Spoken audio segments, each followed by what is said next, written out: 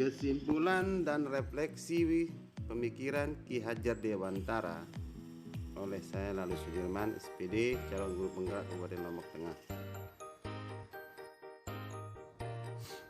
Sebelum mempelajari modul filosofis Ki Hajar Dewantara pada program pendidikan guru penggerak, saya berpikir bahwa saya sudah berhasil menyelenggarakan pembelajaran sesuai tuntutan kurikulum. Buktinya peserta didik enteng saja mengumpulkan. Mereka memperhatikan setiap instruksi saya tanpa saya bertanya di awal pembelajaran, bagaimana kegiatan pembelajaran yang kalian inginkan? Produk apa yang dapat kalian buat? Mengaplikasikan materi ini. Dahulu saya berpikir bahwa jika ada anak yang tidak mengumpulkan tugas, mereka pemalas.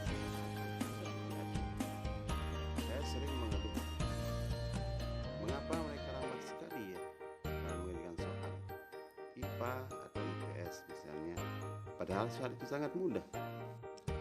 Nah, dari itu setelah memahami konsep pemikiran Ki Hajar Dewantara tentang pendidikan, konsep pengajaran saya berubah. Saya menyadari kekeliruan bahwa selama ini memandang anak sebagai objek dalam pembelajaran di kelas.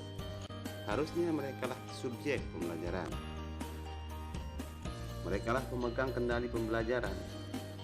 Pendidikan wajib menghamba pada anak dengan segala ketulusan hati.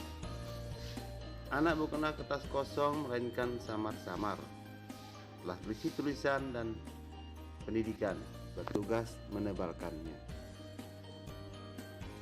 Perubahan yang saya rasakan dari pembelajaran filosofis Ki Hajar Dewantara, di mana sistem Among dalam pembelajaran, proses pembelajaran di kelas saya berlandaskan sistem Among.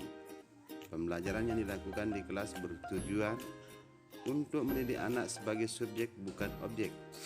Anak adalah pusat pendidikan. Dalam pembelajaran tidak menghendaki paksaan-paksaan, melainkan memberi tuntunan bagi hidup anak-anak agar dapat berkembang dengan selamat, lahir batin maupun batinnya. Menyadari bahwa setiap anak istimewa, unik dan memiliki potensi dalam dirinya.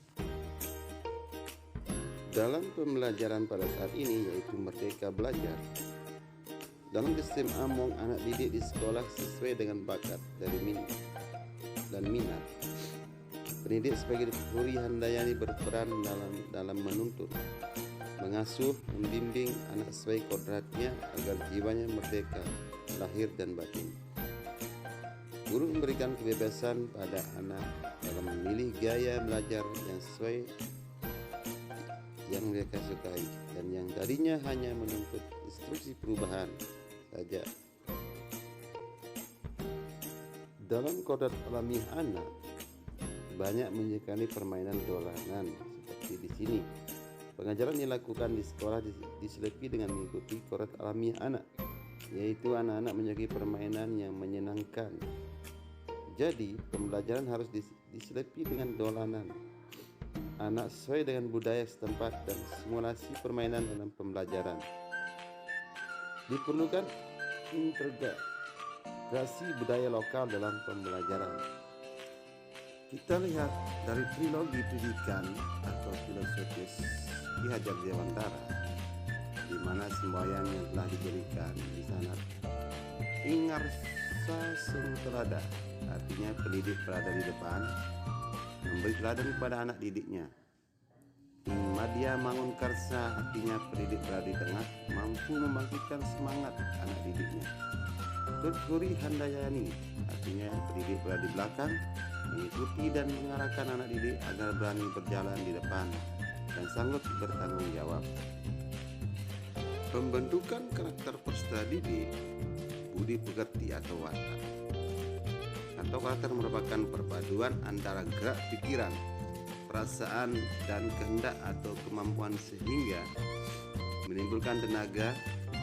Budi pengerti juga dapat diartikan sebagai perpaduan antara cipta, kognitif, karsa, efektif sehingga menciptakan karya psikomotor. Penciptaan budi pengerti dimulai dari teladan pendidik. Ing ngarsa sung telada.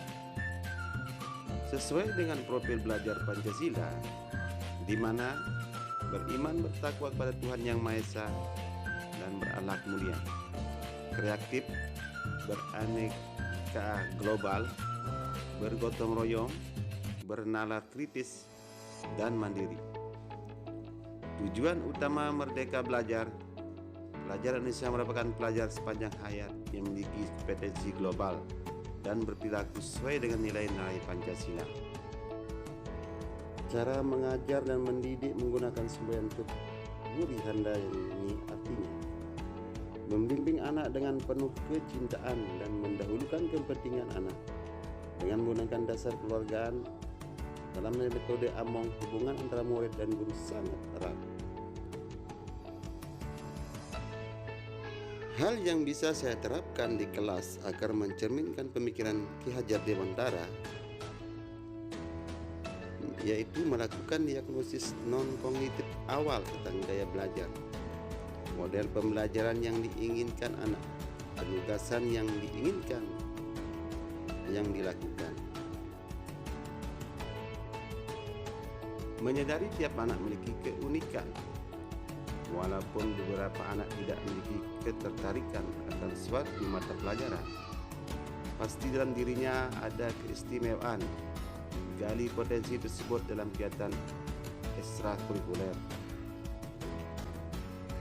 Integrasi budaya lokal dalam kegiatan di sekolah seperti yang telah dipaparkan dalam gambar di sini. Mendolanan, di mana menggali ide kreatif mengintegrasikan permainan-permainan tradisional dalam kegiatan pembelajaran ataupun kegiatan sekolah seperti menggala, meong-meong, dan banyak lagi untuk mengadakan interaksi antar anak.